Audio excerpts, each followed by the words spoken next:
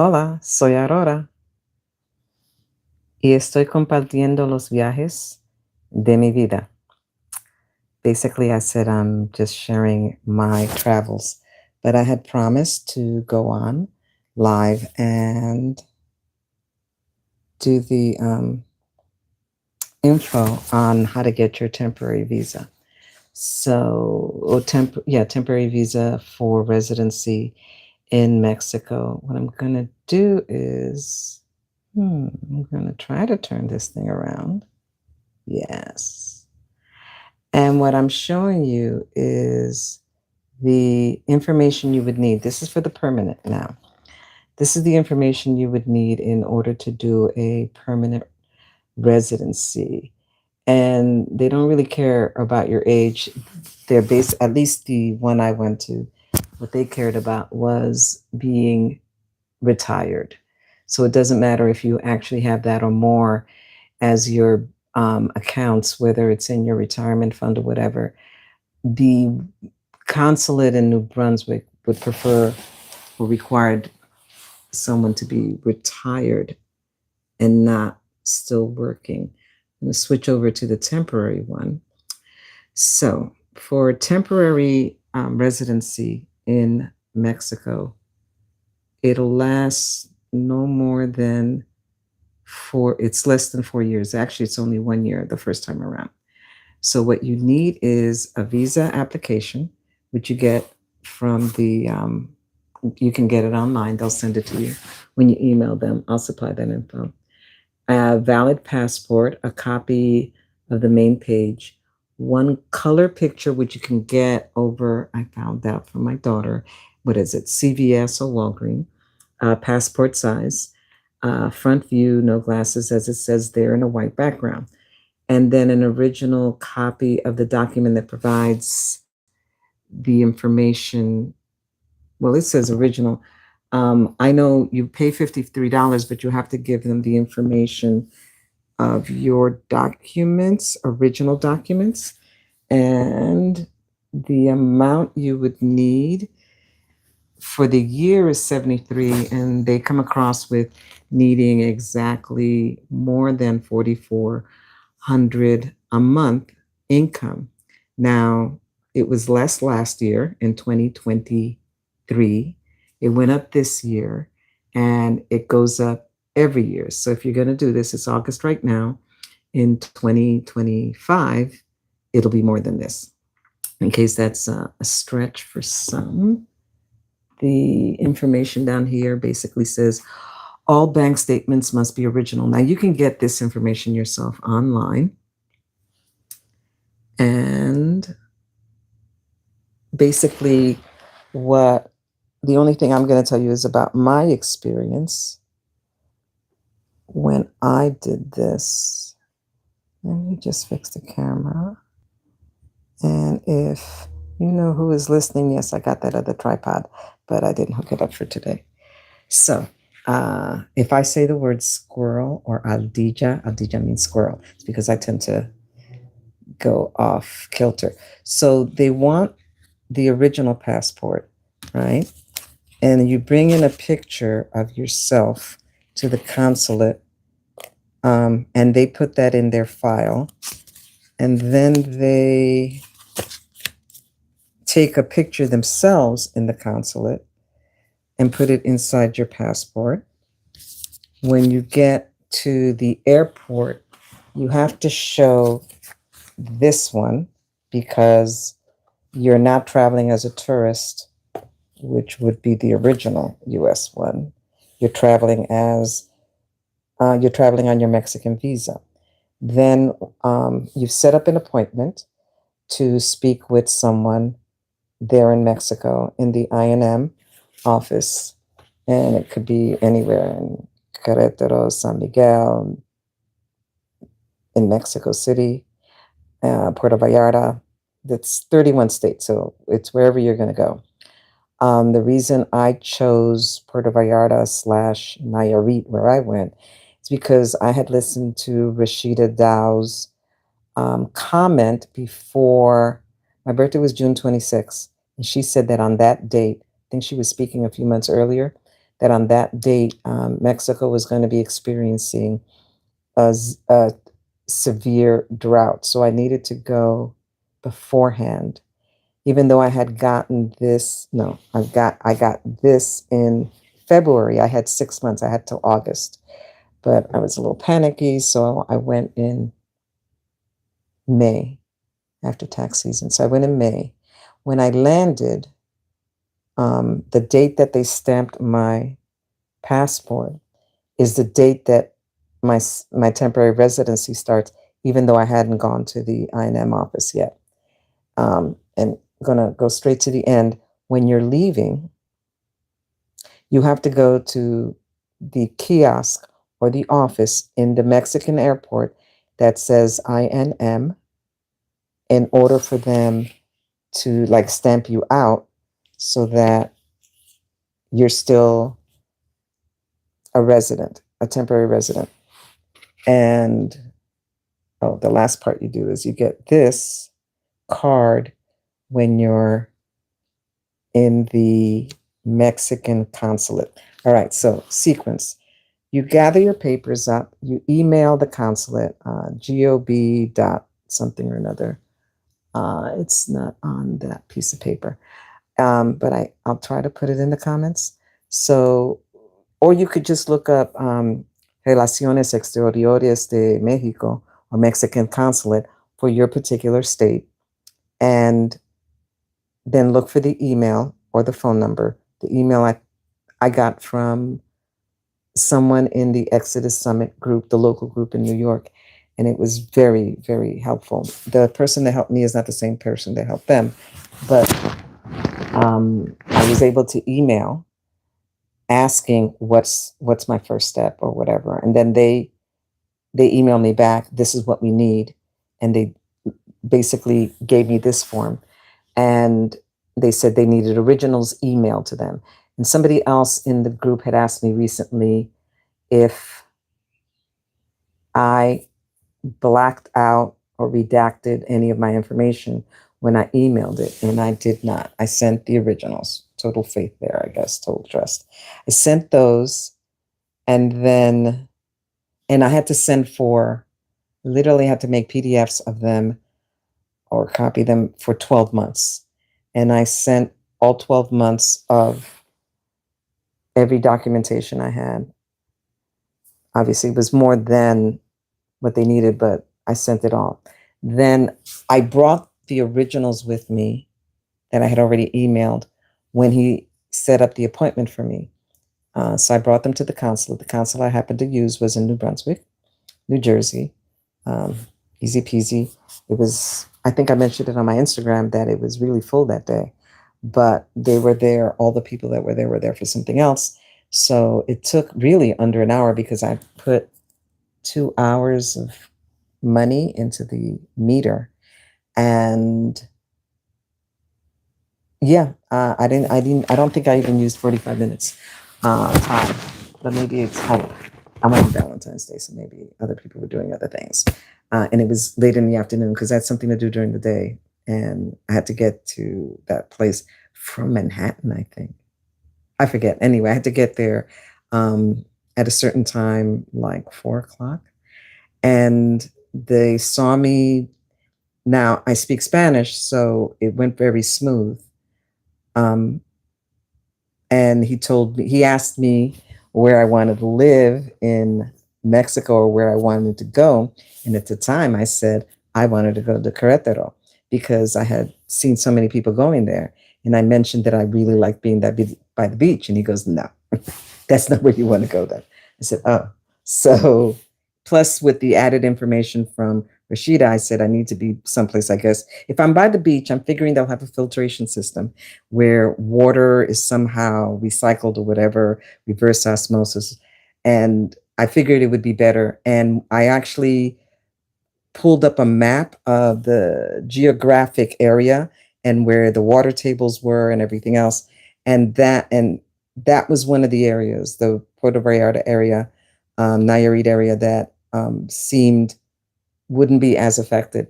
And while I was there, it wasn't, because all along I was listening to Rashida or Stephanie's, no, it was Rashida or Adelia's Picky Travels the World. Yeah, her YouTube. One of them was talking about how when they flushed the toilet, it wasn't swirling anymore. And when you're on vacation or when you're going someplace, it's the last thing that you want to deal with. So the place I went to was terrific. I found the guide, I think 2 or 3 days in, because my whole purpose was just to go in, get this done, and leave. But I always take 3 week vacations, so I ended up having weeks of time in my life. It's terrific. When I have to go back, oh, that's another thing. I have to go back to the same exact place because when you do the paperwork, your signature can't be different than your passport signature. Your address can't be different from the original temporary paperwork that you filled out. So, one, you email the person, they tell you what the instructions are, you make the appointment, you show up at the consulate in the United States. They give you the visa for your passport. They tell you specifically if you're going to drive into Mexico, make sure you show the passport to the INM person. That is the visa part, not the American US part. Or if you're going to take a plane in, make sure as you're doing your thing that you show this part. Which the reason I'm hesitating is when I arrived and I got on the line, I asked a few people and they said, no, don't worry about it.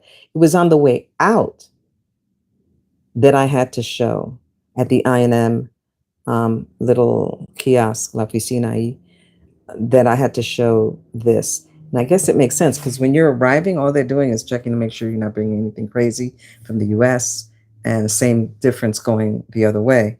So when you're leaving the US, you have to show your passport. And when you're leaving Mexico, you have to show your passport. So when you're arriving, they're not really looking at that unless they're suspicious of something. So those are the steps. I'm going to say it one more time. You email the person in the United States, or you call them. You find out what information you need.